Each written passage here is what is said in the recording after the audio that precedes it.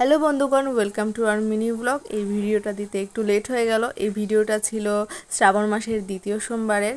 তো দেখো, আমরা সকাল সকাল উঠে শিব ঠাকুরের মাথায় যে জল ঢালবো এর আয়োজন শুরু করে দিলাম। তো তারপর দেখো শিবের মাথায় দুধ দিয়ে, ঘি, মধু দিয়ে, গঙ্গা জল দিয়ে স্নান করে নিলাম। আর সেই দিনই বিকেলে আমরা কল্কি নারায়ণ পুজোর জন্য আয়োজনটা করে নিলাম। তারপর দেখো বুকগুলি আমি ডেকে দিচ্ছি। আর এখন আমরা বারান্দায় বিছানা চাদর বিছিয়ে দিয়েছি। মানুষজন আসবে, কীর্তন গান করবে, কলকি টানবে, কিন্তু এখনও তারা এসে পৌঁছয়নি। দেখো, তো তারপর দেখো দেখতে দেখতে ওরাও চলে আসলো আর আমি ঠাকুরের পুজো দিতে বসে গেলাম। এই পুজোর প্রধান নিয়ম হলো 5 জন মিলে 5 বার করে কলকি টানবে, কথা না বলে। তো দেখো তারা যে কলকি টানছে একটু পরে তোমরা দেখতে পারবে। এখন তারা বসে আছে, একটু পরেই পুজো হলে কলকি টানবে। আর দিদা এখানে সবার জন্য সুপারি কাটছে। তো দেখো সবাই কিন্তু এখানে মানে কথা না বলে কলকি টানছে।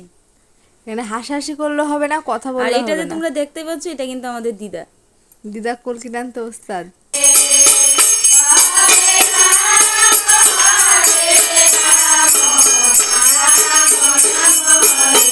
তো সবাই প্রসাদ নিয়ে বাড়িতে চলে গেল। আর এখন প্রায় 11:30 বাজে। অবশেষে আমরা প্রসাদ নিয়ে বসলাম। তারপর দুজনে মিলে প্রসাদ খেলাম। তো আজকের মিনি ব্লগটা এইটুকুই। টাটা। টাটা।